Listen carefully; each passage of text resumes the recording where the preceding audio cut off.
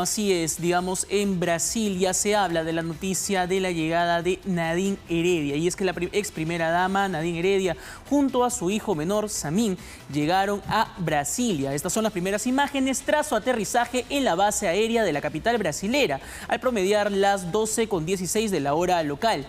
En las imágenes vemos justamente los carros de la Cancillería brasilera salir del aeropuerto con destino a la ciudad. Hasta el momento no se sabe si es que qué es lo que va a pasar con la ex primera dama, si es que se quedará en Brasilia o cuál va a ser, digamos, el devenir en las horas que va a estar, digamos, en la capital de Brasil. Ya la Cancillería ha emitido un comunicado justamente hablando sobre la estadía de la ex primera dama. De por sí, los medios internacionales, en este caso también los medios brasileños, están siguiendo de cerca la llegada de la ex primera dama. ¿Qué hay? ¿Cuál es su perfil? ¿Qué es lo que hay alrededor de esta sentencia recientemente y también la del expresidente Ollanta? Justamente son las imágenes que tenemos. Esto es en la base aérea de Brasilia, en donde sale el vehículo de la Cancillería con la ex primera dama. Ahí también está secundado por otros vehículos de la Cancillería. Recientemente ellos han emitido un comunicado en donde han confirmado la llegada de la ex primera dama al promediar las 12:16 de la tarde. Lo que queda ya en adelante son las acciones de regularización de sus documentos, ¿no? Es muchas preguntas que hay en torno de la prensa brasilera justamente sobre la llegada de Nadine Heredia. ¿Cómo toma justamente Brasil ese tema, el ciudadano? Porque vuelve a mover el tema Lava Jato, un tema por el que el mismo presidente hoy en ejercicio, Luis Ignacio Lula da Silva, estuvo preso.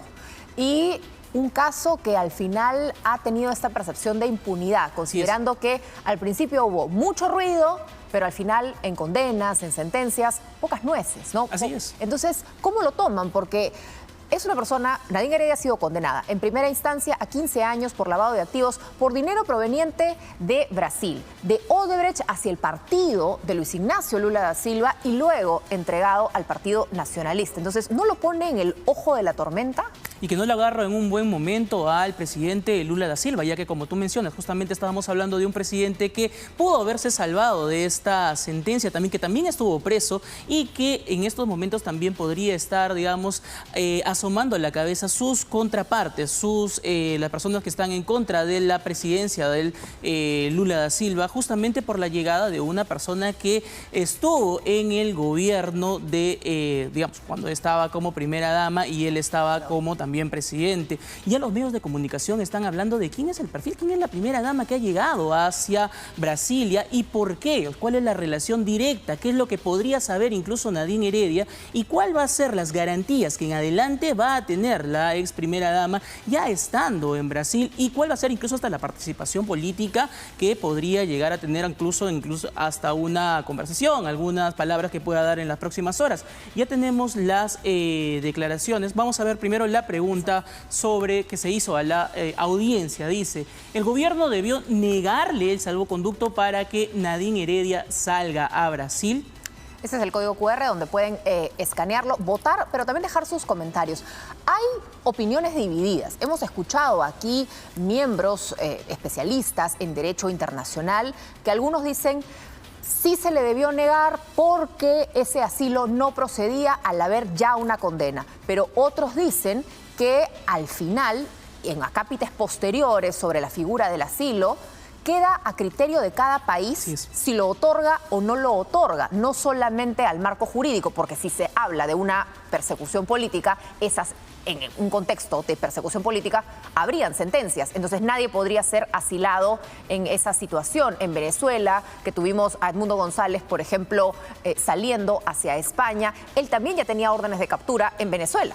Así es. Acá hay dos detalles interesantes en realidad para analizar y es que el primero son las relaciones diplomáticas que tiene el Perú con Brasil. Recordemos una cosa, desde agosto del año pasado Brasil está gestionando las acciones diplomáticas diplomáticas y consulares de la Embajada de Perú en Venezuela. Y estos, exactamente, y estos son justamente acuerdos de alto nivel diplomático que hacen los dos países. Entonces, nosotros tenemos relaciones diplomáticas muy fuertes entre Lima y también Brasilia. Otra cosa también muy interesante es que, como tú lo mencionas, justamente en esta Convención de Caracas de 1954, lo que se habla es que una persona que ya tiene condena no podría recibir el asilo diplomático, porque si así fuera, se habla incluso dentro de las redes sociales y empiezan los primeros análisis, si así fuera, imagínate, el expresidente Bolsonaro, quien está, digamos, atravesando un juicio por intento de golpe de Estado, imagínate que fuera hallado culpable de este intento de golpe de Estado. Incluso podría venir a la Embajada de Perú y también pedir asilo diplomático, justamente haciendo entender que esto depende de la soberanía de cada uno de los países. Sin embargo, también hay que respetar los acuerdos de esta Convención de Caracas. ¿Por qué?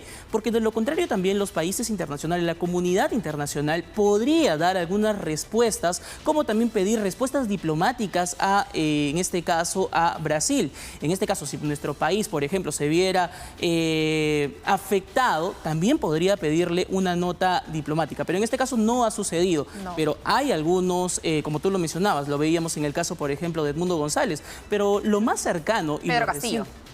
Así es, pero imagínate, lo más cercano o lo más reciente también podría estar en la Embajada de Ecuador. Exactamente, la Embajada de México en Ecuador. Que se armó todo un problema. Exactamente, y también por una persona que estaba condenada por delitos relacionados a corrupción. Glass. En el caso, Jorge Glass, exactamente, en el caso de Odebrecht.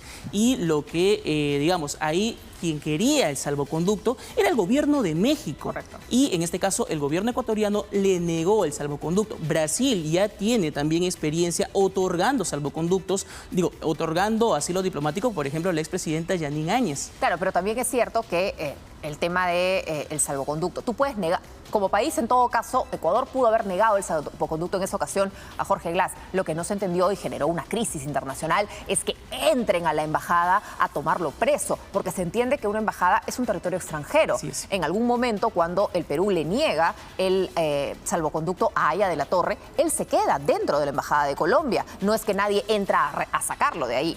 Así es que también depende muchísimo de la soberanía de los países, pero mira cómo quedó, por ejemplo, Ecuador cuando pues entró a la fuerza, incluso rompieron relaciones diplomáticas con México, y eso afecta a la ciudadanía, principalmente de los ecuatorianos que tratan de viajar a México y viceversa, incluso en las relaciones económicas. En este caso, digamos, no es la situación, sin embargo, como tú lo mencionas, depende muchísimo de la soberanía, porque no es que el gobierno el que te ofrece digamos, la condición de asilo.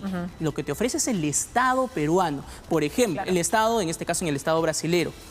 Por ejemplo, si, digamos, en estas últimas elecciones vendría Jair Bolsonaro y dijera, no, vamos a revocarle el asilo, no podría, porque, digamos, esto ha sido otorgado por el Estado brasilero, que es representado en este caso por el gobierno de Lula da Silva. Lo que sí podría pasar es que a través de acciones judiciales y algunas presiones judiciales, podría, digamos, presionar para que Nadine Heredia pues nuevamente se pueda investigar en qué condiciones ha sido pedido esta solicitud de asilo, si es que han sido las condiciones adecuadas, y esta pueda ser revocada en el futuro. O sea que también